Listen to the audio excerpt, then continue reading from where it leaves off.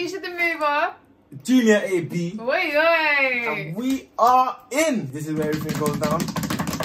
GXA Studio. Oi. Where just action takes place. Come on. You get me? Topic number one. Alicia's going to let us know what that is. We're going to talk about moving in with your partners. We're just telling you our story and what we've done and what's happened between us. Yeah, because you know there's always going to be that one person that's commenting, the warrior. You know the warrior, like, excuse me. The fake account, hey, and that is the fake. It's always Sarah Gilligan. Hey, man like Gilligan, you know. Right, let's get started. So, when's the best time to move in with your partner? When do you think? When you say when's the best time, are we talking about time of the year? Are we saying summertime? No, like... you know what? The best time, yeah? Yeah. Don't do it during summer, bro. Because summer's the time to enjoy your life. You get the things. You get me. Get your things. Obviously. You get me. The only reason we did it in summer is because it was COVID. So technically it wasn't summer for us. Otherwise... you bro? No. Are you alright, bro? Alright. When I could be taking off my top. Can you imagine? Skinning out. Skinning out on road. Sun's out. Bums out. Hey, take time. Okay. There we go. Right. Listen, alright, cool. But boom, I say when the best time to move to a girl is when you've clearly defined your goals and you know how you're gonna work with one another, sort of thing. Yeah. Because I feel like a lot of the issues we run into at the moment are clashes in our work routine, in our routines. Exactly, and the way we work. Exactly. She works in a particular way, I work in a completely different other way. And unfortunately, due to COVID, we don't have that space where we can work alone. So our work routines have combined. We're now together. So now we have to work together, even though we're working alone. So yeah, definitely. I'd say before anything, you need to be ready financially to take that step. To move in. Alright, hello? I'm showing them my work schedules. I'm giving them a visual representation. Are we in a safari? I'm trying to give them a visual representation. End of the day, living in London is expensive. Wow. Yes, and if you haven't spoken about finances and you haven't reached that don't even think about it. Yeah, if you haven't reached that part in your relationship where you're comfortable to say, listen, babe, and talk about money, because that money is a sensitive topic. Don't think about it. Don't even think about it. Because y'all both pay rent. Unless you're your sugar daddy, then go for it. Listen. But if you are... call me sugar mommy. Hey, that was it. If you're both paying rent, if you're both eating... Come on. If you're both... What else do we do that sometimes? You know, we've realised the number one thing that we've known, moving together, is we have to cut back on a lot of things. What do you think? We did. So let's just clarify. Finance. Yes. And I was saying you have to have a aligned mindset in terms of work goals. Yeah. Because I don't think I'd be able to live with you if we weren't chasing the same thing. Okay. And I feel like there's a lot of times when people are in a relationship and they're at different points of their chase. Yeah. And if they're not just different points of chase, you need to bring that person up to the same point as you. Yeah. Then you move in. Yeah. But up until then, because it can be draining. Because technically, it's another job. You have to make that person into the same person as you are. Oof. So once you don't have that understanding, there's going to be a lot of communication. A lot of clashes because you're going to be. Exactly. Why is he doing that? Yeah. Why are you doing that? Exactly. And then you won't understand one another and what you're doing during the day. So now let's give them tips on how to sustainably live together. Sustainably. That's a very big word here. Oof. Sustainable. Sustainable means longevity. You know, staying in it for the long run. So, what's a good tip? Tips for sustainably living together? I think one word comes into my mind when communication. Yes. How do you know? Communication is important because I scream this out every week. Every week, every hour, every minute, every second. There we go. So, if you had to summarize communication in one sentence, go for it. This is where I insert. Dun, dun, dun, dun. You know that when you're waiting for something. Communication is keeping the other informed on things you may not usually keep them informed on. Now, that may be very vague to a lot of people, but it's just the small things, you know?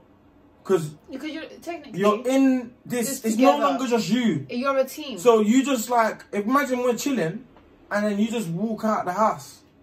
You need to like, you're not at your mum's house. You're not at your mum's house. You're not. So it's like, you gotta just drop a little line like, yo, I'm going, as much as you don't want to, as much as you're a big man, I'm a big boss. Hey, I do what I want. Hey, I want to leave the house, I'm going out.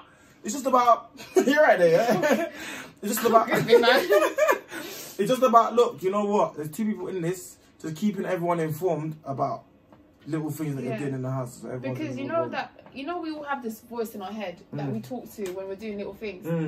So I feel like we should take that into consideration, and that little voice should speak out more. See, because when you're telling your stuff, I don't know if it's only me, but I'm talking to myself. You do it out loud. He does it out loud. You know what? We had an example of this yesterday. We were doing something and she kept saying to me, "Yeah, I just said that," and I said, "No, you didn't." Because I was saying it in my head. I was like, what? She did it like 5 times in a row. She said, "I just said that." I said, "No, you didn't." And you know what? The worst thing, I said it with confidence. Confidence with the whole chest. She said it with chest. And I looked at him like, I just said this. Like, you know when you look at someone, you know, despising the person, like, did you not just hear me? Right. I was really giving him a hard time yesterday. So it's about really taking time to keep that person assured of, like, listen, this is what it is, and making it as clear as possible your intentions throughout the day, because you're together. Exactly. And at the end of the day, unfortunately, that person cares about you and what you do. Do I? I don't know. Oh. Okay. Only on weekdays, maybe. Weekends, sorry. 94? She's a keeper. Number 2. Yeah. I think the second one would be compromise. Compromise, yeah. It's about understanding that this is the 21st century. This isn't the 19th century where the man's in a relationship and the girl's at home cooking. No. It's equal opportunities times. Wow. Yeah. It's a situation where a man and a woman can be in a room and they come to a decision together. Wow.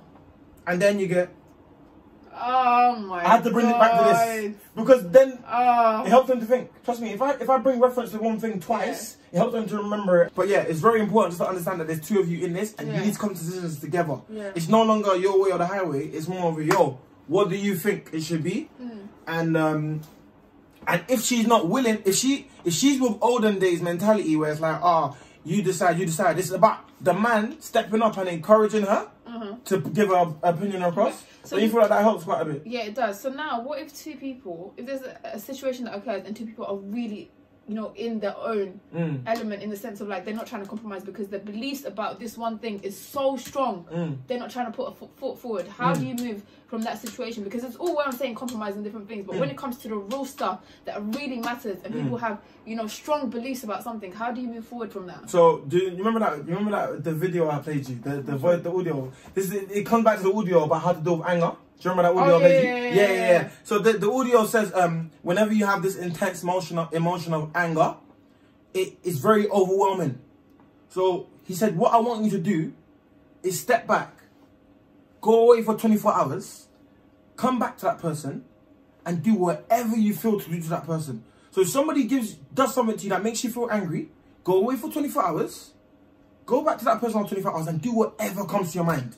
And what you notice every single time when you wait for 24 hours, your mind opens up and you have more of an open mind rather than a closed-minded view on things. But taking time away to think and just sit down with yourself, it's beautiful. Yeah. That's why we always run that line of, I need a bit more time in the argument. I was just going to say, you know, it's okay to take, I think that's such a beautiful thing that we notice that really makes a difference to how we communicate, how we treat each other, is understanding that it's okay to say, you know what, I don't know what to say right now. I'm going to take some time to think so that when I do communicate, you understand and I'm not taking the piss. Because honestly, sometimes you say things because you're so high on emotions and you're so heated that what you might say might not be what you actually believe in, and then it causes a secondary argument, which then there's no going back from because you already said it, and it's like now you're not even getting the point that you originally wanted. So now you're stuck in a secondary thing you didn't even want to start with. So I feel like a third thing, which we went off topic, but it's really important. It's okay to take breaks in arguments and saying, you know what, I admit I don't know how to communicate my feelings right now. I'm going to take time, think about it, and I'll come back to you so then we can talk about it and actually resolve it. Because that shows that, you know, we're grown enough to do that, and we understand that, you know, sometimes it's not what we say comes out straight away. I think in the past 2 weeks, we as a collective have done that about over 20 times. And whenever we did it, the other person knew, and he was like, fair enough. And then that issue, whatever we had, got resolved quicker than when we did, because we did have arguments previously when we didn't say that. I'd say me mostly, and then the argument didn't end well. It did. It's not going to end well. It wasn't well. But do you know what I mean? She threw a pan across my head. I've got a lump. I've had to go A&E. No, this didn't happen. She hit me in the back of my neck. Like you better put that in. No, put that in. I want to show them. Go on, give them an example. Go on, give it then go. Go on, take it then go. Yo, it's Juno the Mover. It's Alicia AB. And this is Just Talks with Just Action. Yes, so make sure you subscribe and like and comment. Wait. Bye. boy. Come on. Up top. Hey, make sure you subscribe though. Don't look at my face I'm not gonna and say he's no, buff. No. And then not subscribe. Do it now. Do it now. And slide in my DMs. Huh? Do it. Do it. What happened? Do it. What are you talking about? You do it. I'm talking to them. You talk to them. Yeah. And you find your clothes outside. Alright, boom, we're out.